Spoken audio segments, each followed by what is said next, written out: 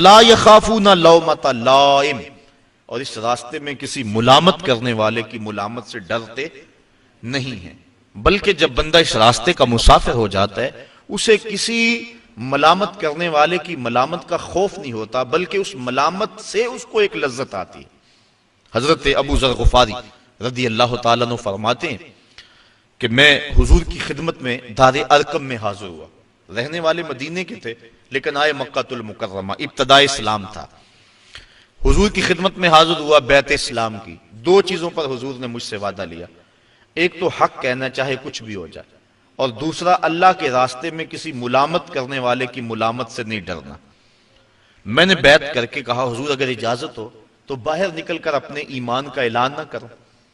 حضور فرمایا ابھی حالات ایسے نہیں، ابھی اپنے ایمان کو مخفی رکھو۔ عرض کی حضور ابھی تو میں نے آپ سے وعدہ کیا ہے کہ حق کہنا ہے چاہے قیامت آ جائے۔ آقا کریم فرمایا اچھا پھر تمہاری مرضی۔ حضور بھی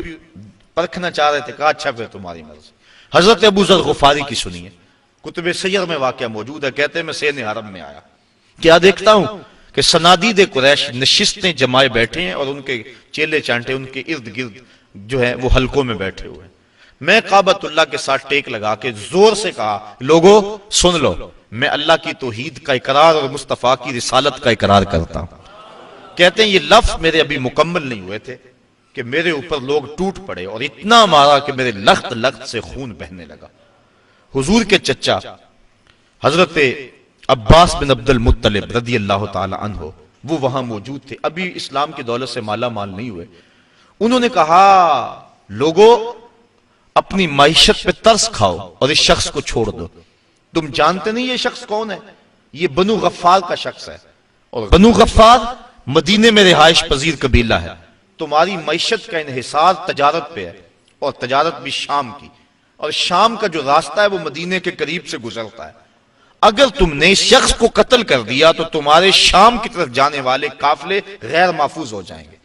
اور تمہاری معیشت جو ہے وہ کمزور پڑ جائے گی، اس پہ رحم نہ کرو، اپنی معیشت پہ ترس کھاؤ اور اسے چھوڑ دو۔ لوگوں کے ذہن میں یہ دلیل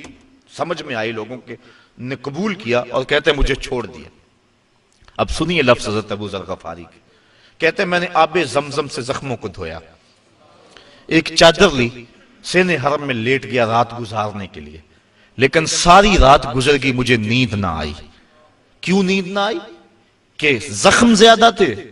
درد ہو رہا تھا، یقیناً یہ بات بھی ہوگی، لیکن حضرت ابو ذر غفاری کے نیند نہ آنے کا سبب خود بیان کرتے ہیں، کہا مار کھانے میں اتنا مزہ آیا تھا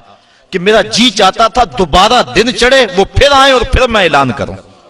اور جو حال میرے ساتھ کل ہوا تھا دوبارہ پھر ہو، وہ مزہ دیا تڑپ نے میری آرزو ہے یارب، میرے دونوں پہلوؤں میں دل بے قرار ہوتا۔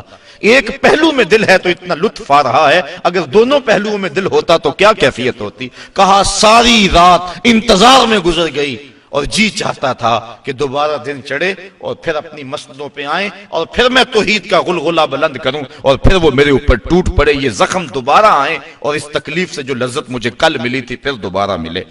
کہا پھر جب صبح ہوئی اور وہ آ کے بیٹھ گئے، میں نے دوبارہ کھڑے ہو کے وہی اعلان کیا